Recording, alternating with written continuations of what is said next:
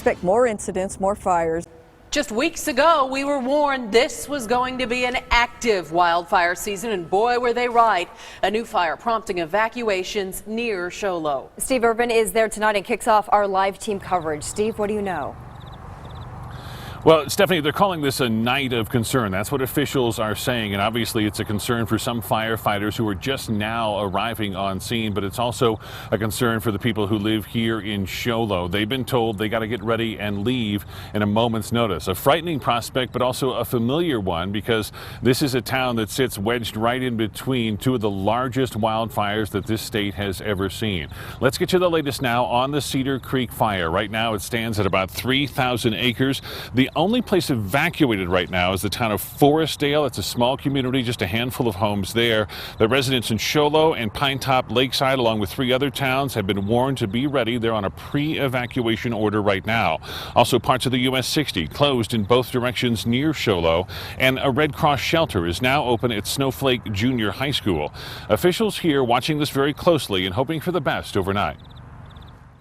It's one of those things that we've known for 12, 14 years that we hope that we don't have this day again, but we are being threatened right now by a serious forest fire.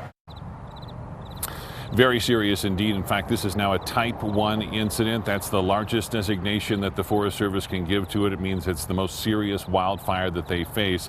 And you can see why, even 50 miles away. In fact, driving in tonight, I was able to see that plume of smoke even at night because there's a huge cloud hanging over everything. It's very threatening, obviously enough to get a lot of people moving. And Nohelani Graff has been talking with some of the folks who've been gassing up, packing up, just getting ready to leave. Well, because you got to think about it, Steve, by the numbers, this started as a 50-acre wildfire and in just 9 hours exploded to that 3,000 acres like you mentioned. So people have had a front row seat here in Show Low, and I want to point out this gas station here. This is right at the intersection of highways 260 and 60. So there has been a consistent line there all day long. In fact, it looks like there's some sort of fire agency fire truck parked there now. People are gassing up, they're getting their supplies ready, some simply standing there in awe. It's unnerving. It's huge. I've never seen a fire up here like this. Watching a plume of smoke expand until it covers your town like a storm cloud. Pine Top, it's clear, and then there's this huge dark coming across, and then we drove underneath, and then it got all dark, and you could smell it smelled like campfire. Ash floating around like snowflakes. When it first started and the wind was really bad, it was raining ash.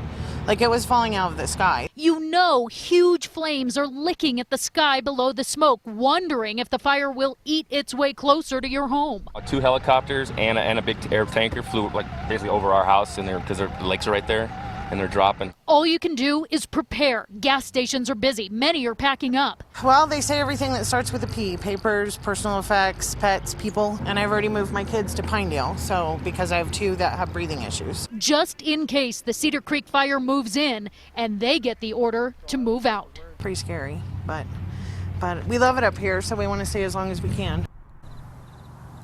And I want to talk about the ash for a second. If you look really closely at the lights, we can still see a little bit tonight, but just take a look at my hand here. I drove up here in a clean car. Just now, I wiped my hand across the hood of the car. That's all ash. It's that dirty. And Steve, something that's been a talker on my Facebook Live page, people, of course, wondering, how did this start? It is much too early for that, but I do want to point out, after talking to a couple of fire officials at our last briefing, there were no lightning strikes in this area last night, and the vast majority of wildfires in general across the United States are human-caused, either intentional or non-intentional. Sure. So, of course, they're going to be looking at that, but officially still under investigation.